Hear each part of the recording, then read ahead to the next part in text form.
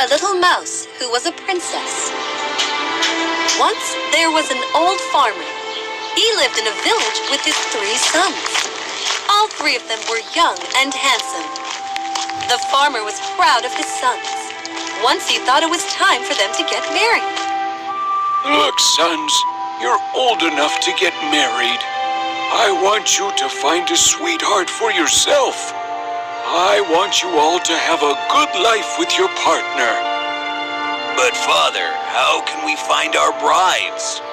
Yes, Father, it will be difficult to find a bride by ourselves. I shall obey you, Father, but please guide us first. Of course I will. We have a family tradition to find a bride, and you all must follow it. Take an axe and cut a tree in our farm. See where the tree falls and search for your bride in that direction. But before cutting a tree, you should plant one in the farm and promise me to take good care of it. Yes, Father. Father, why are we doing this? Planting a tree before cutting one? Because trees are very important for us. We shouldn't just cut them. We should plant and grow more and more trees. The sons obeyed their father. Each one of them planted a tree first, and then cut one.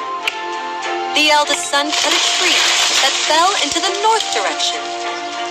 Oh, north. It's good for me. The girl I like stays in that direction. I'll go to the north and propose to her. The second son cut a tree which fell to the south. Aha! How did this tree know that I love a girl and often dance with her? Stays in the south direction. I'll start my journey to the south soon. The youngest son's tree fell in the direction of the jungle. Both his elder brothers laughed at him. Look at this. Are you going to follow this direction? Hey, Vaco, whom will you marry from the jungle, a wolf or a deer? I'll follow the direction where the tree has fallen. I'm sure I'll find my bride in this direction. All the 3 brothers started their journey. The elder son went to the girl in the north and proposed to the girl he always loved. She accepted his proposal at once. The second son went to the south and proposed to his girlfriend for marriage. She readily said yes to him. Vico went to the jungle and walked a long way, but he couldn't find any human. He was disappointed and tired too. So he looked for a shelter and found a small hut in the jungle. Vico was surprised to see it. He entered in that hut to find it empty.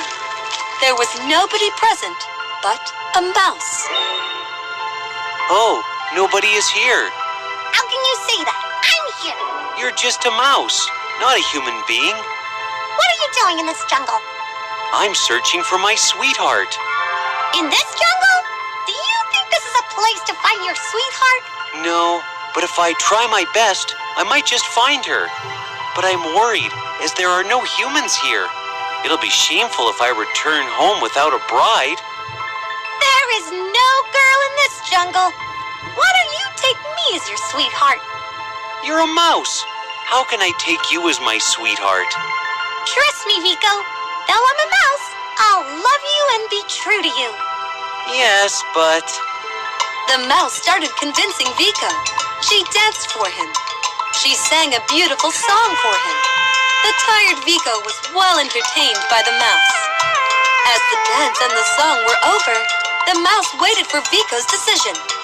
She was looking at him lovingly. I like you. I'll take you as my sweetheart. The mouse was very happy to know this. She promised Vico that she will wait for him until he returns. All the 3 brothers had returned home. Tell me, sons, have you found your brides? I found a beautiful girl as my bride. She has got rosy lips. My bride, too, is very beautiful.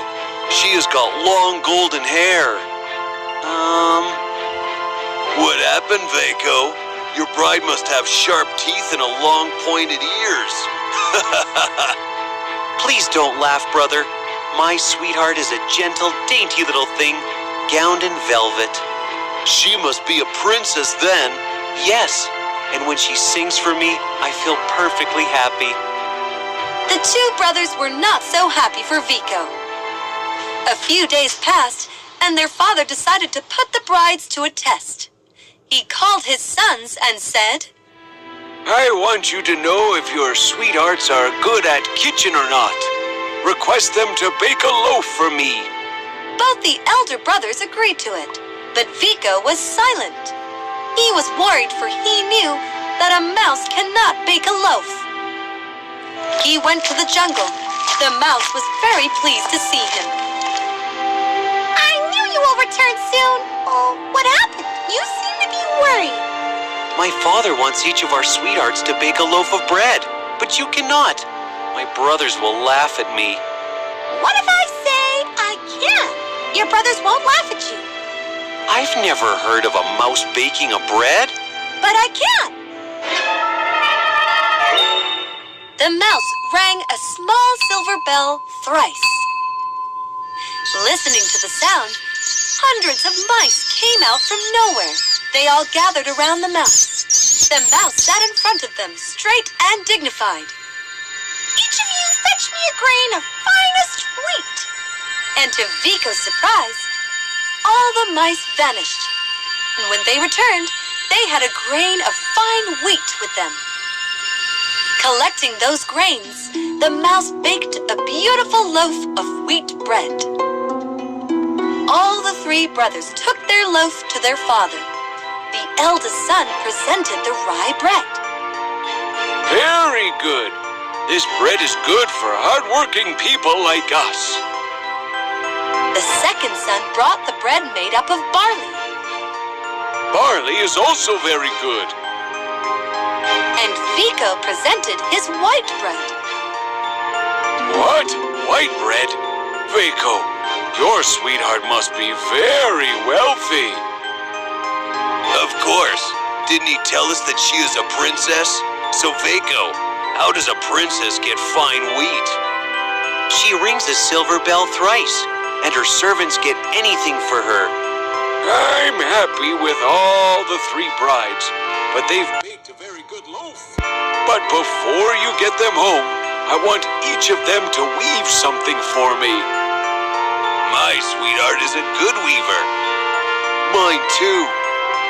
Vico didn't utter a word, as he was sure the mouse can't weave. He went to the hut in the jungle. The mouse felt that he was worried. She asked the reason. I'm afraid you can't do it. I've never heard of a mouse weaving. Can you? Of course. Vico's sweetheart can do anything for him. Again, the mouse rang the silver bell thrice, and hundreds of mice came in and sat in front of her waiting for her order. Each of you will get me the finest fiber of flax. Obeying her order, all the mice vanished, and when they returned, they had the finest fiber of flax with them. The mouse weaved a beautiful piece of fine linen. It was so sheer that she kept it in an empty nutshell. Take this, Vico. Hope your father will like it. Vico took the nutshell with him and came home. His two brothers presented the piece woven by their sweethearts. A coarse cotton. Not very fine, but good. Then the second son gave his father what his sweetheart has woven. A mix of cotton and linen. A little better. What about you, Vico? Vico put forward the nutshell. His brothers laughed at him. Father has to weave a piece of cloth, not a nutshell. Their laughter faded away as their father opened the nutshell. He brought out the finest fabric of linen.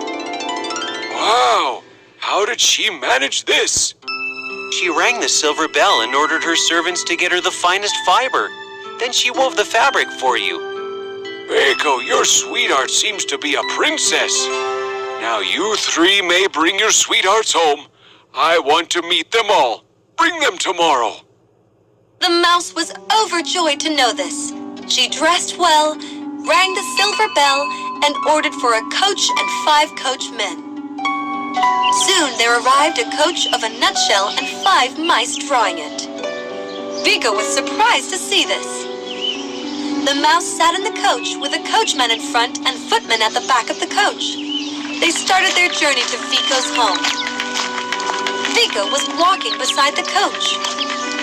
Don't worry, I'll take good care of you. And don't worry about my father, too. He is a gentle person.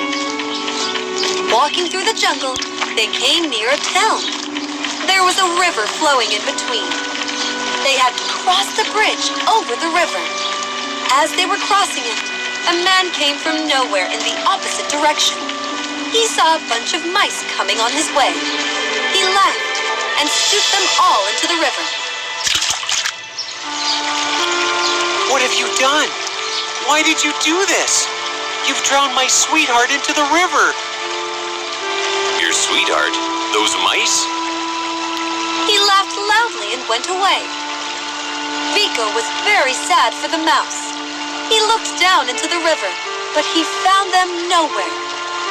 Oh, my poor little sweetheart. How sorry I am that you've drowned. Saying this, Vico turned and saw a beautiful coach standing at the other bank of the river. It was being carried by 5 glossy horses. The most beautiful girl was seated in the coach. Vico was pleased to see the beauty of the coach. He started walking to his home. As he came near the coach, Vico, won't you sit beside me? Me? You took me for your sweetheart when I was a mouse. I'm sure you won't desert me when I'm a princess again. Were you the mouse? Yes, I was a princess under an evil curse. It could never have been broken if you wouldn't have accepted me as your sweetheart. And if that man hadn't drowned, the curse is over now. Now we can meet your father, get married, and go to my kingdom. And they traveled to Vico's home. Vico's father and both his elder brothers were mesmerized to see a princess as Vico's sweetheart. Father, this is my sweetheart. Your sweetheart is really a princess. Where did you find her? Out there in the forest, where the tree pointed me to go. Where your tree pointed. I've always heard that's the best way to find a bride. If our trees would have pointed us to the forest, we would have found a princess too. But they were wrong. Vico got the princess because he was kind even to a little mouse. Vico's father blessed them, and they got married. And they were happy because they were kind and true to each other. They loved each other